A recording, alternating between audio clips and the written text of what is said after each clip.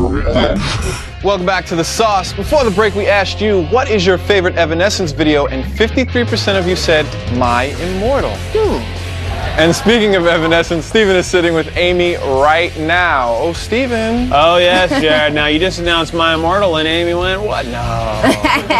I was sitting there going, okay, Two Sacrifice would be cool. Summer would be cool, too. Yeah. Just don't pick My Immortal. And that's what they picked. Well, no, it's a good video. It's good. You did very well on it. Now, I want to say first, congratulations. You just got married. Thank you. How is married life? Applaud matrimony. It's a good thing.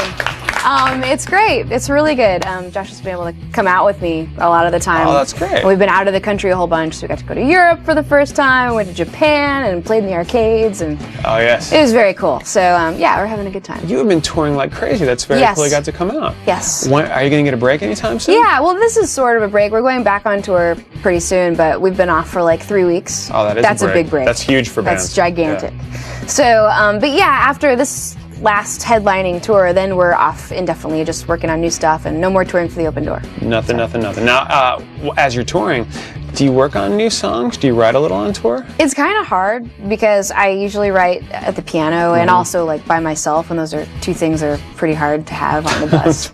Piano's kind of huge, and you're never alone when you're on the bus. So I get little ideas here and there and record them in my little whatever it is, a mini micro cassette. Oh, nice. But other than that, I just wait till I get home. I've written a little bit in the past couple weeks, but just for fun. I don't know. So do you like going in and starting a record just completely cold and building from the ground up? I like just like not making a plan. Like once we're off, I'll be like, sweet, and do stuff, go shopping, make dinner, and then once in a while I'll be like, ooh, I have a great idea, and then go write a song. Rather than try to tell myself like I have to have 3 songs by the end of October, because then you're just gonna crap. So then it's like a science project. Nobody wants that. Yeah. Sits in the back of your head. One of those horrible, smelly volcanoes. Yeah. No, you don't want that. No, and not even the Brady Bunch.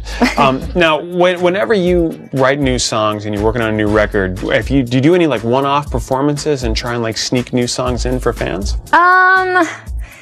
No. I'm trying to think if I've ever. I mean, we've played stuff live that hasn't been released before, but it's been a while. I don't know. Now it's all been released. I mean, I've still got some in the bank, but I don't know. I always want to save them. I think they're good for something, and I always want to save the surprise. But we're definitely planning a few surprises for the last one. Is it hard to let go of a song and say it's finished? Yes, definitely. It is. It is. I remember when we were like doing our first demos when I was in high school, and this is what we did. We'd record over and over and over. We had like a crappy little 16 track, or it was an 8-track actually recorder. And just like digitally record stuff, very high tech for, kids, and record it over and over and over and change the formula. Like a song like Bring Me to Life, I think there was like at least 10 versions of over the course of time, and eventually it became what it was. So I am always like, I never want to be too married to it.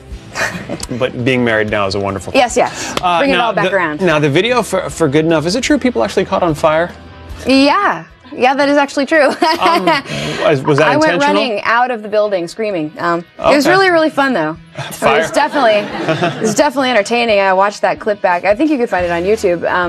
We actually did it in, this is funny, we did it in Hungary because labor's cheap, honestly. I mean, who are we kidding? Yeah. And so basically... It's okay to burn the Hungarians. Yeah, no. Like, instead of having to burn down a real house, like, that was really, there already, we could build our own set and burn the whole thing in the end. So the house, the thing that I'm in when we're in the whole video, is actually inside another building. Okay. So the thing's supposed to set on fire, and it does. It's real fire that you're looking at. Okay, good. I'm not really on fire. That's not, that fire happened, and then I sat there. But a lot of it's real all around me. Anyway, so, when they torched the whole thing, they poured this fire goo everywhere, and we're like, more. It's just like not fiery enough, and the fire guys are like spreading this like glop everywhere, and they just went nuts with it. They went, forget it. I saw the guy going like this with the thing, because the first time it didn't happen very well, and then he was like, okay, go, and they start recording. We're just sitting there like nonchalantly, not expecting it to really happen.